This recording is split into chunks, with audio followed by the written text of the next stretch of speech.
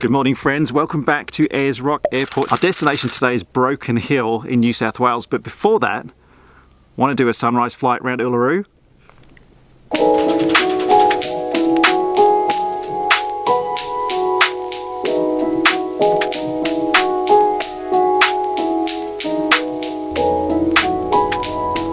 Ayers Rock traffic, Kilo Juliet November is rolling, runway 13, overhead departure, the Rock Scenic. Ayers Rock traffic. Static RPM is good, temperatures and pressures are good, airspeed is increasing on both, 70 knots.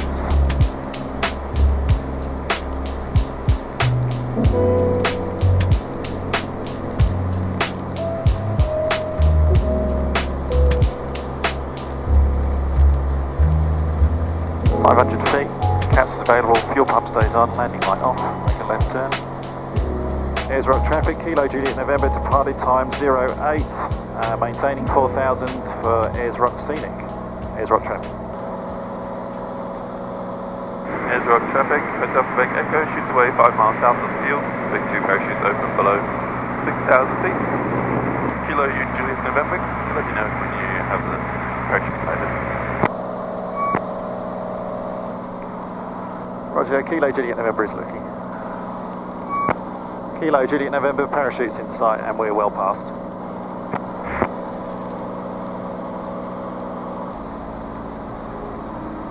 Ayers Rock traffic, Kilo Juliet November, the Rock inbound maintaining 4000.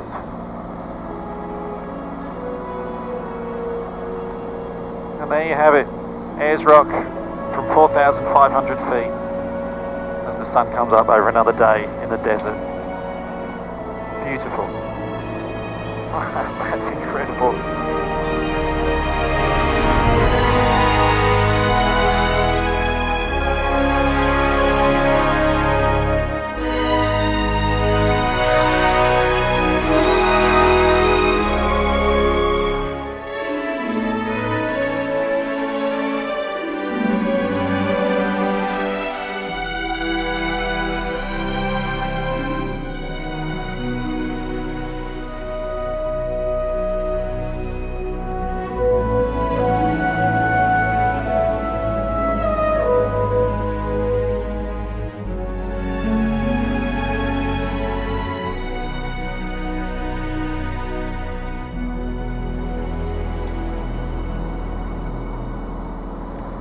Kilo Juliet November, the Rock outbound 4,500, tracking to the Olgas.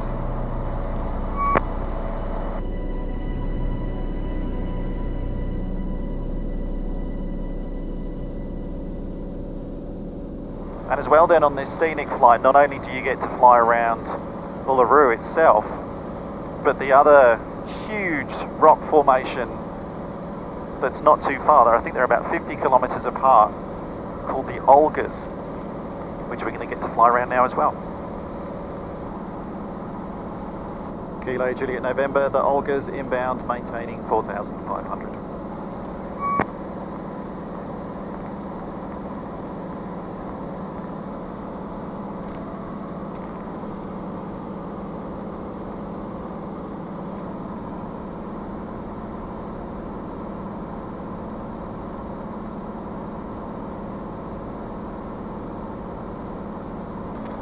Now we need to descend to 4,000 feet, do a teardrop turn, and then head back to the airport.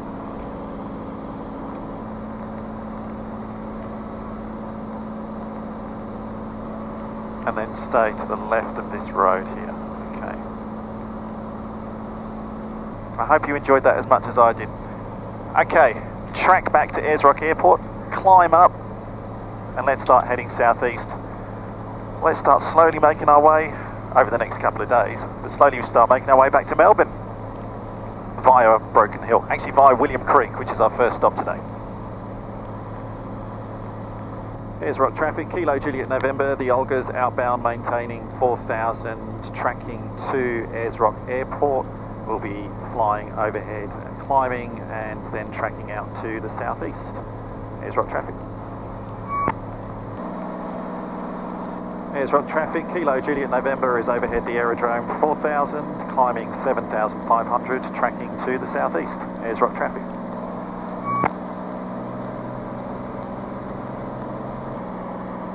Bye bye Ayers Rock. I really enjoyed that.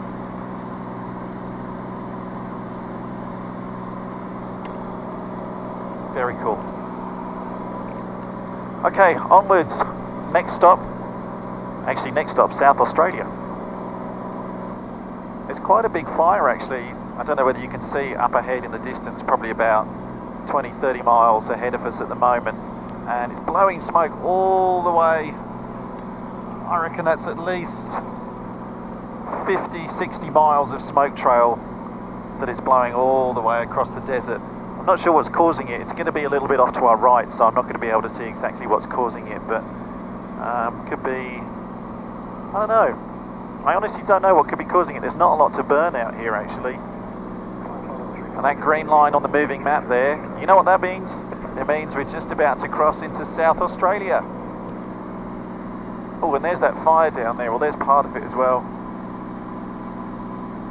You can actually see some of the flames. Not sure if you can see that from here. And these hills just ahead, this is just a small collection of hills called the Musgrave Ranges, which kind of signifies as well the start to South Australia from when you're coming out of the Northern Territory. But yeah, I did get one comment actually recently saying that Australia is great. You have everything in Australia. You know, we've got coastal, we've got desert, we've got cities, we've got remote. We do, we have pretty much everything. The only thing that we don't really have here in Australia is mountains. But yeah, we get snow in Australia as well. A lot of people don't know this. You get really good snow in Australia, and there's some really cool ski fields. Perisher and Thredbo are probably the two most well known here in Australia. But the snowy mountains, not that tall, especially not compared to, you know, places that you might be flying if you fly in Europe, if you fly in America, anyone watching from New Zealand. Yeah, Australia's got a lot of great things and a lot of amazing natural features, but we don't really do mountains.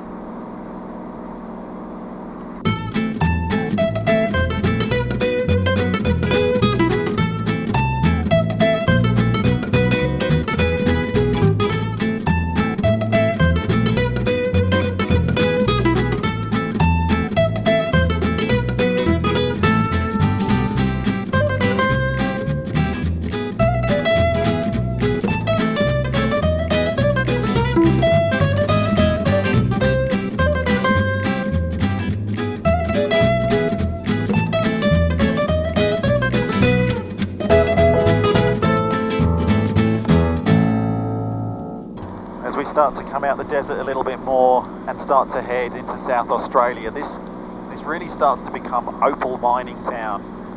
And if you like your opals, you may have heard of a town called Mintabi and the Mintabi opal mine. That's Mintabi just down there, just to the right hand side of the aircraft now. Interestingly, and I was reading about this last night when I was planning this route, Mintabi as a town has actually been shut. They've closed it down and there's no longer opal mining that goes on there. And I was reading a bit into why that happened. Apparently, Mintabi was being used as a bit of a hub for illegal activities.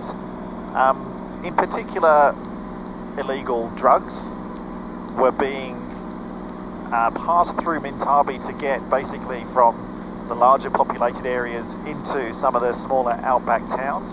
Now, Mintabi still is a town. Obviously there's still houses there, and there are a few people that live there. I was reading one article that said there are about 60 people that live down there now. There is an airstrip as well. I'm not planning to land there.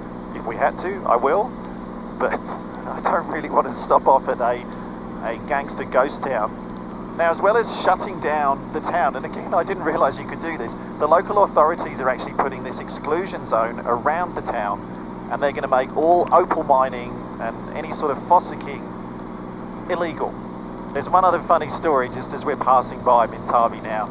The local store owner, this was reported on the ABC, the local store owner in Mintabi apparently was also really caught up in all of the illegal activity that was going on. And at one stage it was found that he'd been drawing money out of residents' accounts, and he'd drawn up to $1 million Australian out of local residents' accounts. I don't know how, it wasn't reported how, but that place just seems to be this melting pot of illegal activity. And so the local government said, no, Mintabi, you're shut down. Fascinating. Cool place. Melbourne Centre, Kilo Juliet November request. Kilo Juliet November Centre, stand by. Kilo Juliet November Centre. Centre Kilo Juliet November, we're inbound to William Creek. We're not going to have a signal on the ground. I was hoping I could cancel my start time with you. Kilo Juliet November, you happy to do that? A firm, happy to cancel start time at William Creek. It was 060200. Kilo Juliet November, William Creek. Cancel, roger. Kilo Juliet November, thanks. So start time is cancelled because at William Creek, I checked on the ground, we can't actually get a signal below 6,500 feet.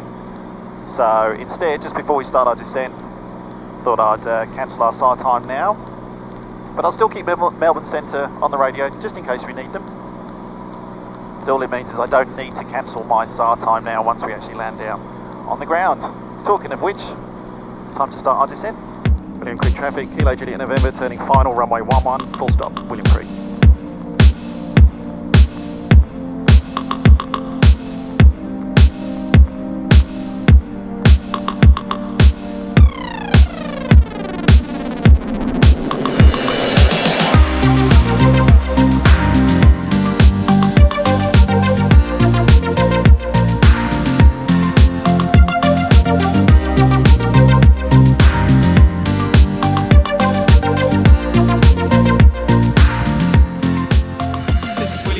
Welcome to William Creek in South Australia. Tiny, tiny, tiny little town. Can't even really call it a town, I don't think. Just a tiny little collection of a few buildings. But we're just going to get some fuel in Kilo Juliet November and then just make a bit of a plan on what to do next. The lady's just ridden ahead in her quad bike.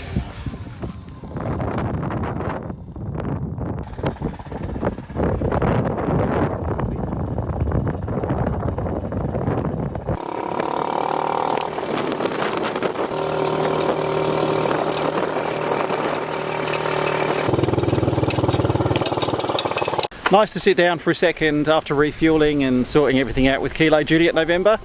Here we are. That. Already cancelled that, so that's fine. I was just chatting to the guys inside here at William Creek just about this wind. You can see it behind me, it's blowing, it's about 20 knots at the moment, and it was almost entirely crosswind. It was about 70 degrees off the nose from our right. That's why we were crabbing in quite a lot, pointing to the right and flying the plane almost sideways. But one thing I did notice then when we're down here is there's actually another runway. There's a dirt strip runway which points basically in that direction, so we can have basically just this full headwind instead of a crosswind. So I think we'll take off on the gravel strip because A, we get a headwind rather than a crosswind, and B, it's a gravel strip. Come on. Also, just organising where to go tonight, and you know I was talking about landing at Broken Hill before. I'm not sure I'm going to be able to do that because apparently Broken Hill, all the accommodation is booked out. I don't know, something must be going on in Broken Hill at the moment. And there's no internet connection down here, so I can't look up other hotels. So I have to do something quite interesting, which is I'm going to take off soon, and I have no idea where I'm staying tonight.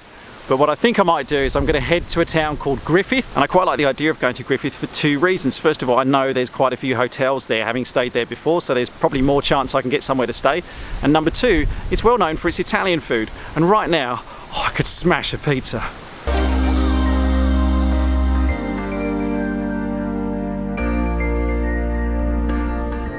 This will be the first time in my career that I've taxied across a road.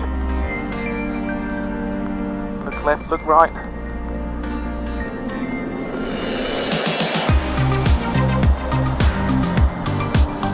RPM's good. The nose will off a little bit. Oh.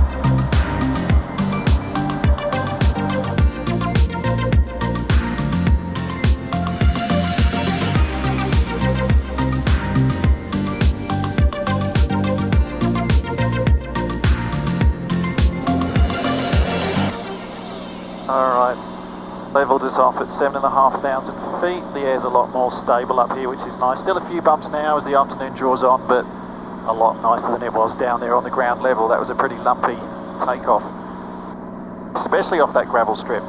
And now the fun exercise of deciding where we're actually flying to today. So I know we're going to go to Broken Hill, but we can also continue going to Griffith if I can't get anywhere to stay in Broken Hill. My gut tells me we're going to go to Griffith tonight. but also I need to check the weather conditions further ahead as well, so I'll gauge it that way. So Broken Hill I know we can get to, check the weather, so I knew that that was okay before we actually departed. But if we get to Broken Hill and if the weather conditions look favourable onto Griffith, we'll continue on there. Otherwise, we'll stop at Broken Hill, and even though there's no accommodation apparently, we'll work something out. Meantime though, it's another fairly long leg. We've got 1 hour and 40 minutes until we get to Broken Hill. So once again, sit back, enjoy the view, and I'll talk to you again probably when we've made a decision about where I'm going to be staying tonight.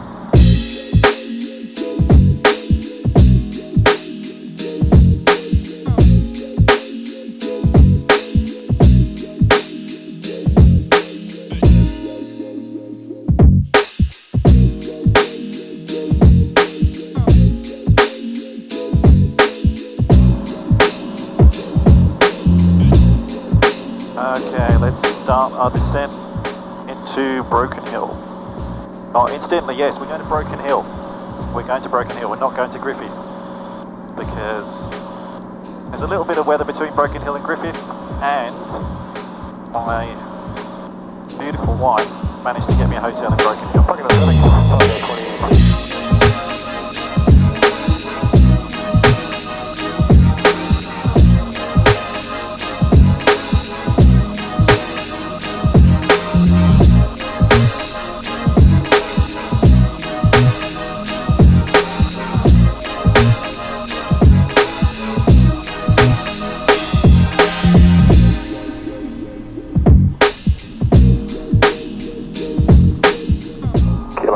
November Bravo Hotel Zulu, so you can stop before the turn off. I'll get going on runway 23.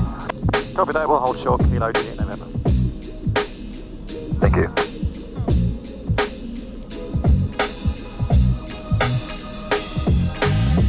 Welcome to a brand new state on this trip again, New South Wales. You haven't been here yet on this trip. Oh, hang on, before I go anywhere, where's the fuel? And whilst I find the fuel, welcome to Broken Hill. Where is the fuel? Oh, it's all the way over there.